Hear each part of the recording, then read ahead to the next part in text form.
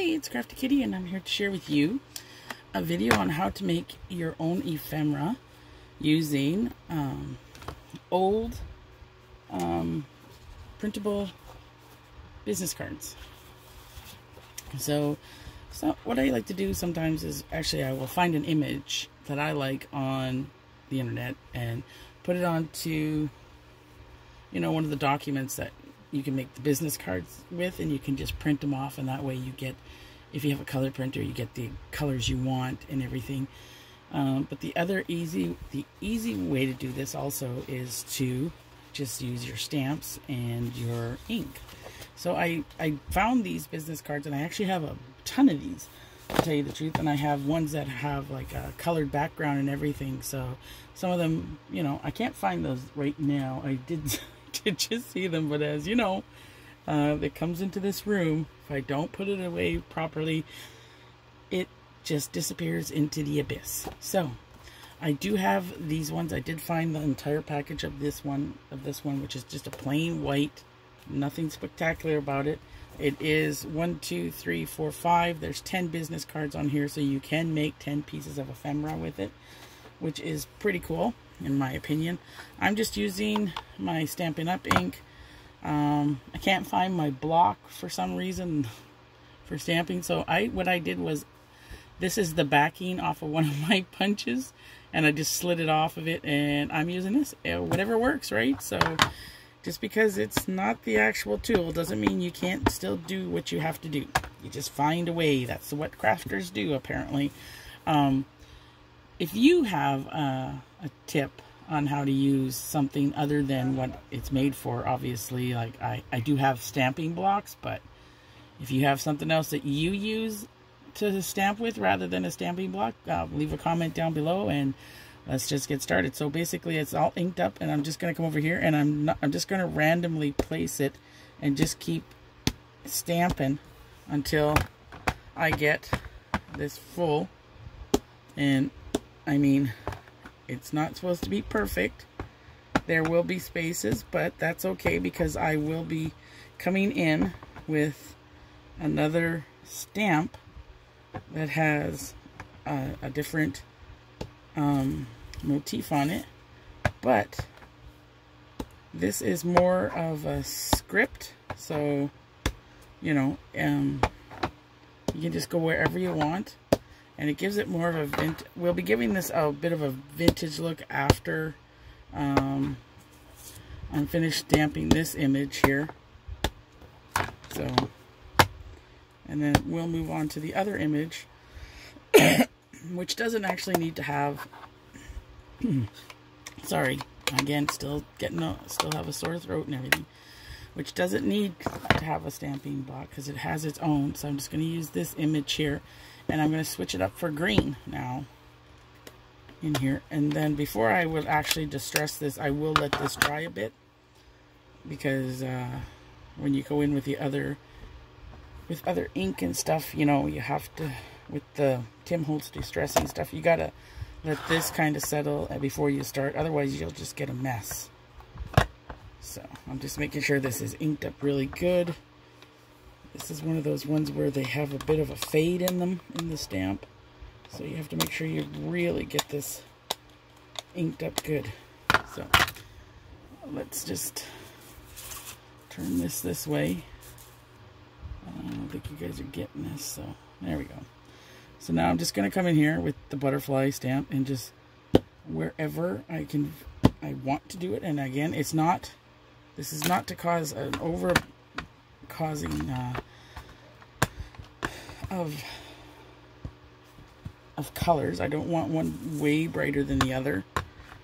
And you just keep inking up your stamp, making sure that it's got, you know, this way the flowers come through, the other ones still stay in here.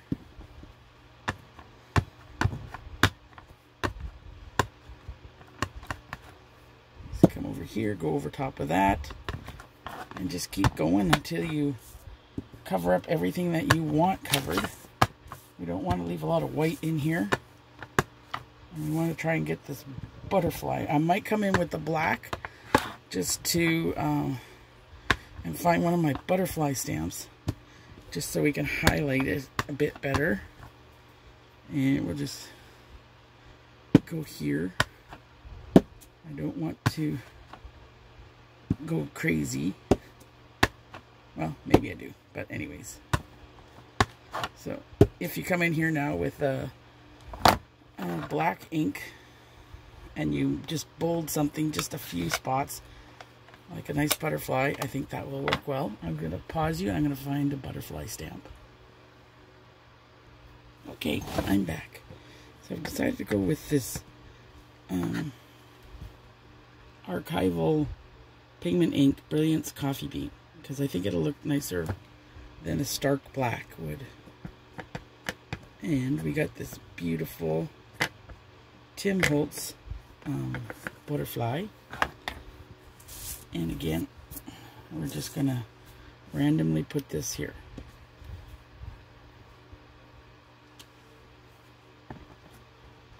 And we won't exactly know what'll be coming out on the little cards.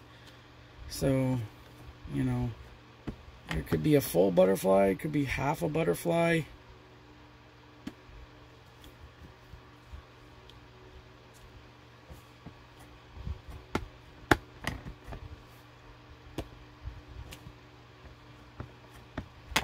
And again, it doesn't have to be overly perfect.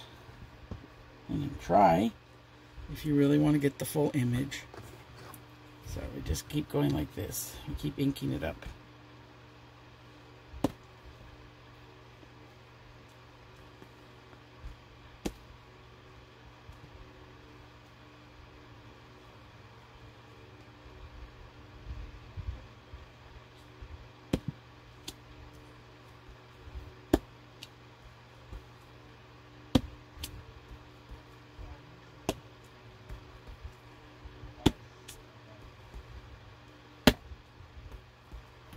Half on.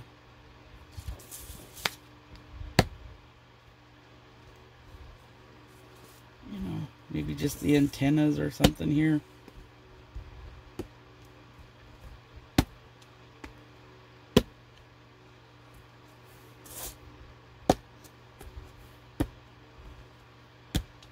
So, I think that's all the butterflies we'll put on there for now. Close this up. And we'll let this dry a bit, because then we're going to use our distress inks. Now comes the choice of color here. And it might be pumice stone.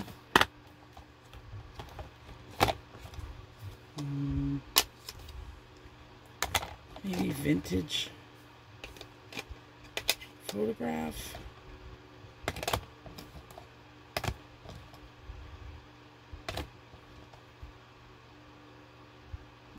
It's too dark.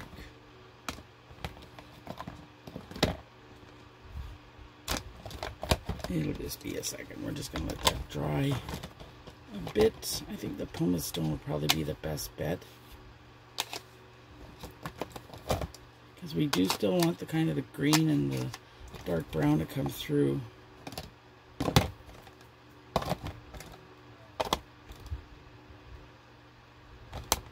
Maybe antique linen, I don't know, it might be too dark.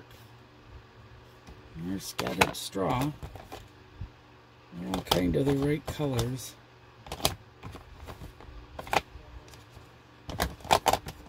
Sorry, I should have found this beforehand, but, you know, that goes with the job of creating stuff.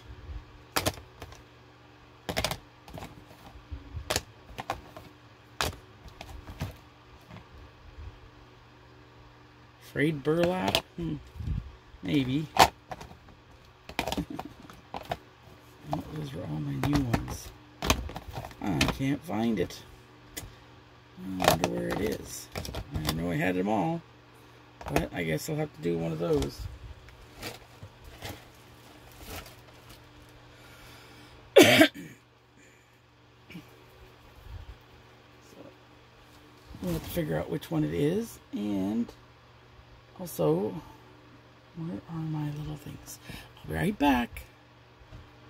Okay, so we are going to use scattered straw because I did a little test in the corner for all the colors, and this is the one that tends to make other things pop, so we'll use that.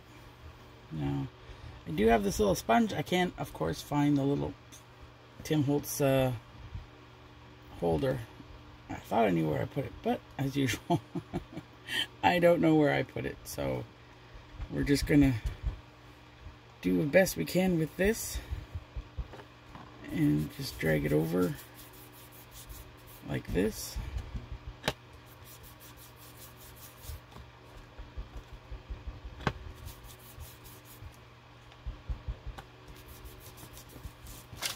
I think it makes the brown and the green really come out. The other brown, the first stamp, the script, doesn't seem to be coming out just the way I want it to be. You may hear my daughter in the background. So, I'm just gonna keep doing this and ink it up a good one. And if I get totally bored with this, doing this, I'll just take the ink pad and run it over it myself. So.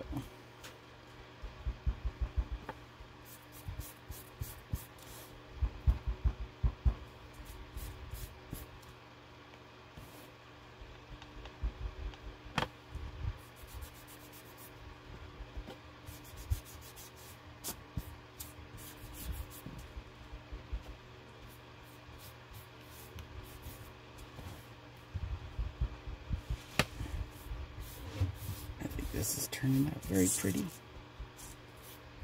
So I'll just keep dabbing away.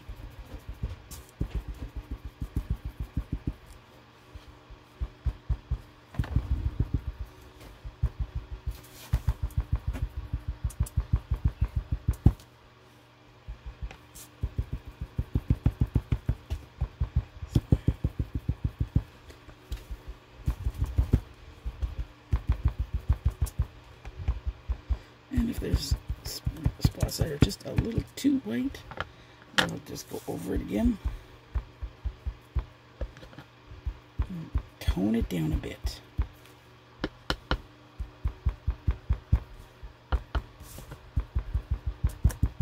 Make sure we hit all the spots. And I think the yellow, the straw, is just giving it some really nice depth in here.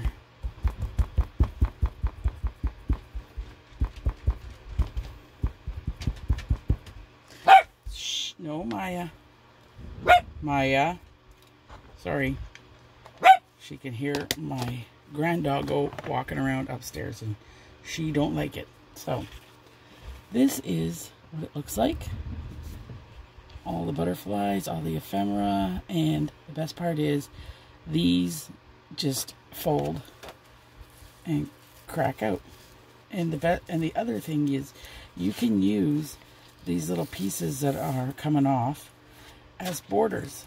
So, you know, you just gotta ink it up a bit more and you just pull it off.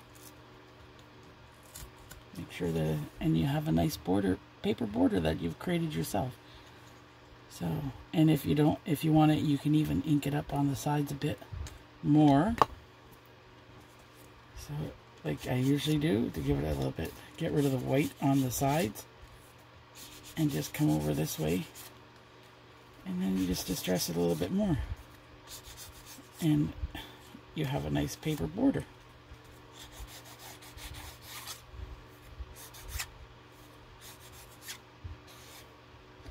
So, there's that. So, put that aside, let that dry, because again, it has to dry. And this, and I mean, the best part is you're getting like 2 pieces of awesome ephemera and borders. So, just take it off very gently so you don't rip anything. And bottom here. And you fold it up.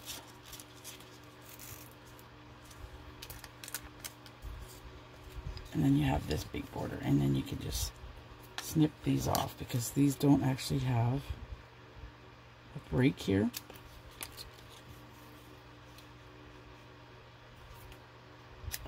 And then you have 2 long pieces of border and 2 short pieces of border.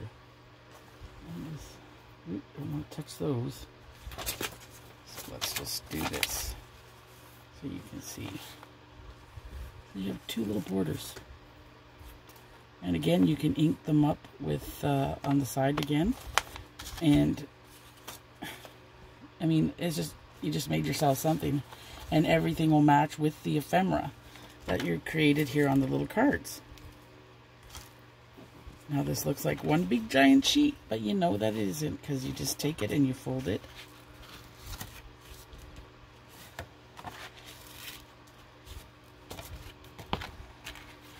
And now you have 2 sheets, but you keep folding it and breaking it down. And once this completely dries, because it's still a little wet from the inking, and you just fold it back and forth, comes apart, and you can do another stamp on top of this as well if you want, or you can dress it up and add little bits and bobs to it if you want. I have what I call my bits and bobs bags from all kinds of different things that I have made over a while, and I don't always have. I'll show you.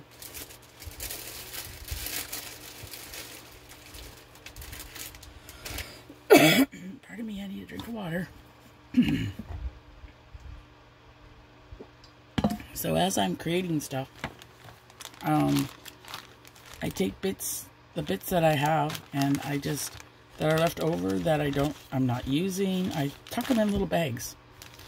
And then when I'm ready to to create something or whatever, I will see what's in these little bags. I also have little jars, little containers full of stuff,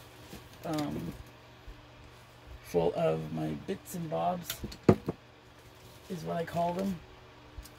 So it just depends on what I was working on, what I've decided to put. I had a whole bag of little bling not too long ago. It was all full of inside there.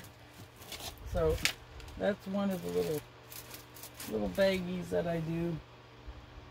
And I was hoping I could find you a jar, but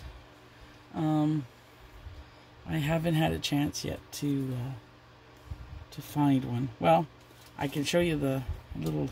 I can't really because I can't get it out of there, but I have this little.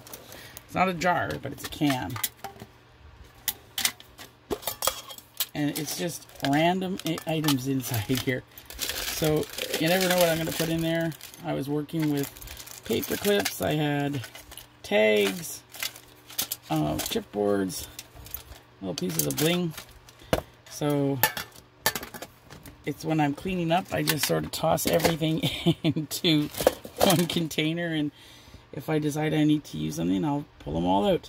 But anyways, so these are the little ephemera cards, and again, you can ink the sides to give it an even more distressed look here. You already have some on there, and it goes like that. So if I wanted to, say, add a few more bits and bobs to this thing here, I would just take, you know, whatever I happen to find, like one of those, a flower. There are other little blingy things that I have here. I have a little bits of different types of flowers always hanging around here. Little jewels. You know, you just keep adding and doing whatever you want. Or stickers even. Like I have little leaf stickers as well. So, I mean, you can dress up your little ephemera card if you want. And then, you know, you could either attach it to your book or something with this nice little paper clip. Just gonna, I know this one doesn't show up quite as nicely. And, I do have a darker one. Okay. I'll show you the darker one because I think that'll show up better. So you could use a little paper clip on there, and you could attach things to it if you wanted to. I wasn't planning on. I got a little bow tie here to attach it in the corner, or you can add more bling to it if you want, or you could use it as a tuck card, whatever you want, you know. But you can actually stamp another word on there if you want. I'll probably be doing that, putting one word here in a nice dark color. But just so you get a nice little view of what it looks like. And we'll put it on here, because I think you can see it better if you... So, this is my little piece of ephemera that I made. And the best part is I can stamp paper and give it the same kind of look, and then I would have a matching bits. So that is my little quick tutorial on how to make your own ephemera. I made this sort of like a nature antique-y kind of look, but you could also do you could also make these up into by using different, like, depending on the stamps you use and the background stamps, you can do like party ones where you know, like birthday cakes, whatever else, and then you make your own, you have your own ephemera, and you have a whole stack of them. So when you're in the thrift stores, or if you might even have some of these on hand, don't overlook the office supply sections in this thrift stores. You can find some really awesome things to use. I mean, even just recently I saw MossCottage, sorry, I think her name is Helen. She just uploaded a video showing how she uses the label stickers and makes her own stickers just by stamping on them. I have used the label stickers myself, but again, I just ran them through the printer rather than you know, stamping them. But since I was kind of thinking it wouldn't work, but since she showed us how to do it, I will link her channel down below, and you can go check her out. She's very crafty, very nice lady. So yeah, you can please go check her out. And if you're not subscribed to her, hit the subscribe button. She's always working in challenges and stuff like this, and I think you will enjoy her and her crafty ideas. So thank you all for watching. Stay tuned. I will be doing announcing a giveaway shortly, and what it's all about. So I hope you like this. Thanks for watching, and let's all get crafty. Bye.